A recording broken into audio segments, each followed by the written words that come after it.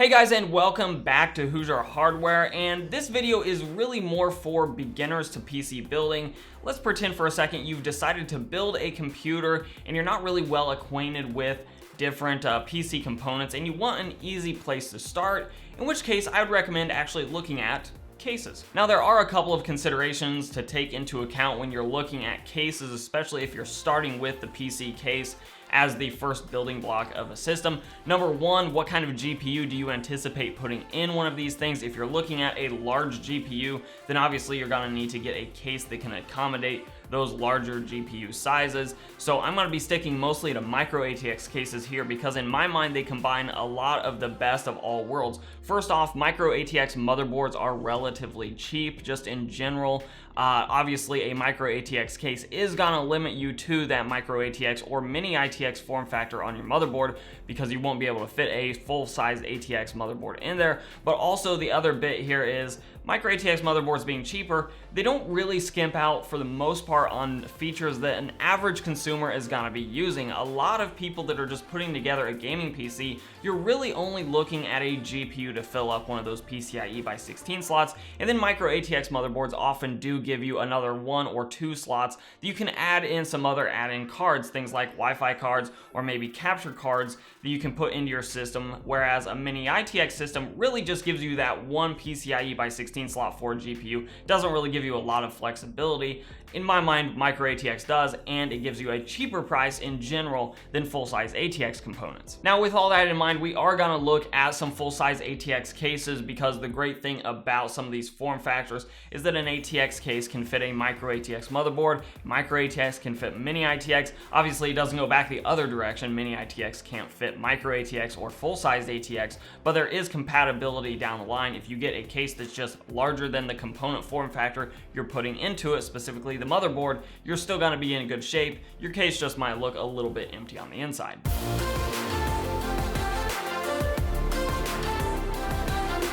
Now I'm gonna be focused on some of the lower end cases here, and that's mostly because people building their first computer in general do seem to like to try to save a little bit of money here and there, and a case is a great place to do that, though there are some traps that you do need to avoid if you're looking at these lower end cases, and that's really what I'm trying to do here, is give you some of the tools to look at these cases in a different light beyond just the aesthetics of the case, but also to consider what type of airflow and what type of cooling performance you're gonna get out of them. So with all that said, we have Newegg here sorted from a price perspective, starting with the lowest end cases. We're gonna look at some of these lower end cases, look at some of the features they have, and sort of determine whether or not they're worth buying or passing on and spending maybe a few more dollars on something else. Starting, of course, with some of these very cheap DIY PC cases, because right now at least they are about as cheap as it gets. Now right off the bat, this DIY PC is a micro ATX form factor, so you're gonna have micro ATX and mini ITX motherboard support.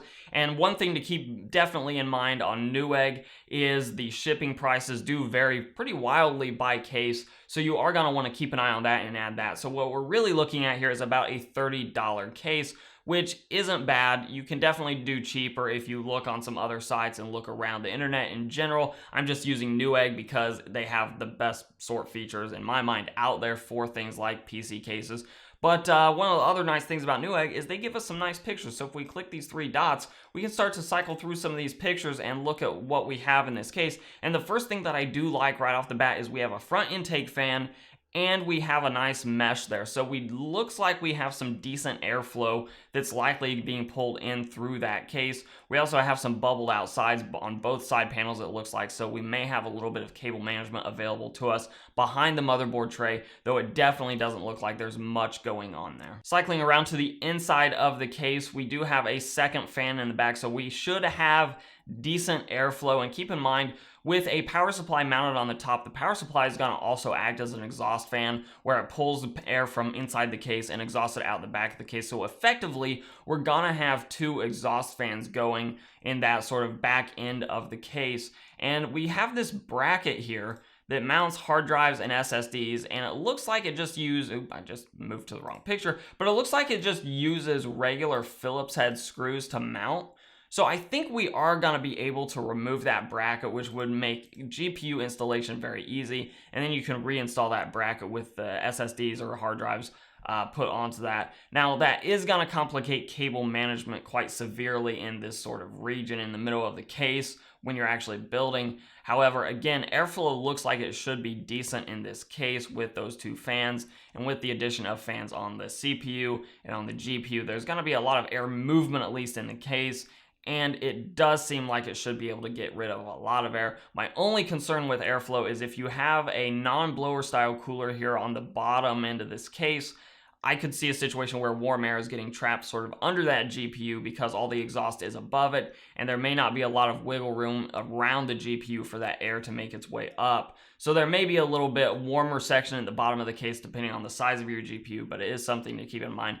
But overall, this case is not going to be fun to build in. There's no way around it, especially if you're looking at budget components in general. A non-modular power supply is going to be a little bit of a bear to get up and running and to cable manage, but it is a functional case in the sense that I do think it will keep most of your components fairly cool and give you a decent experience. Now, one of the main reasons I can't recommend that case though is DIY PC has for about $1 more these other full-size ATX cases. They're mid-towers, but they will fit a full-size ATX motherboard, which gives you a little bit more flexibility. They also have nice front mesh intake, and when we go around to the pictures of it, we're just gonna see a lot more space on the inside of this case to work with, which is just gonna make the building process, especially for a first-timer, much better. We have a bottom mounted power supply, so we have this top exhaust fan, and we have a bottom mounted power supply, which I believe there's some perforation down there, so you can point the fan down, have the power supply pull fresh air in from outside the case completely, and immediately exhaust it, so it's not feeding on the air from inside the case. Though you can, of course, turn the power supply around, which I actually would recommend doing if you're gonna put this thing on like the floor or on carpet, or you just know you're not gonna clean the bottom of it very often. It's probably a little bit better to have than the power supply pulling air from inside the case at that point and acting as an exhaust fan, though you can definitely get away with both. You'd have to play with it a little bit to really see if temperatures inside the case are affected by doing that maneuver, but cable management is going to be a lot easier in this case. We have tons of room on the bottom where we could stuff in these hard drive cages. If you're using just an SSD, for example, you could stuff some spare cables down there. There's just a lot more room to work in this case. So if I were deciding between these two DIY PC cases, this one would be the one I go with just because there's so much more room to work with. And at the end of the day, it does support micro ATX, does support mini ATX, but then you also get support for full-size ATX motherboards. Now moving on down to a case that I've actually built in before, or at least I built in one very similar to it, and I'll get to that in a minute. This Rosewell case is not a good case. In my opinion, just not good at all. And it's not because it's impossible to build in. It's not fun to build in, don't get me wrong. But Rosewell uses this exact same internal structure for several of its cases. And it does give you a couple of nice options. For example, since almost nobody is using these 5¼ bays at the top, you can stuff any extra power supply cables in there and just tie them down inside that bay, which does do a good job of keeping those out of the way. Cable management is not awful in this case, but my big complaints are similar to the DIY PC. If you have a bottom sort of GPU that's a larger GPU here, it may trap warm air at the bottom of the case. Also, the front panel has virtually no intake going on, so it's going to be very choked off. This front fan is going to do very little to get fresh air into the case, which that is the #1 problem with this particular case, is there's just no good way for the case to get air into it to then help ventilate and help cool off those components. So if you have a system with any kind of powerful components whatsoever, anything beyond basically a very basic desk setup where you're just browsing the internet and that sort of thing, your CPU and your GPU is gonna get hot in this case because there's just no good airflow coming through it. Now, if we look at the Rosewell Ranger M, which occasionally you can find on sale for the low $20 or so, 22, 23. It seems like it used to go on sale more than it does now. Has the exact same internal structure as the case we just looked at from Rosewell. The big difference though is we actually have a lot of nice ventilation on the front panel, so you can actually get cool air into the case and then cool off some of those components.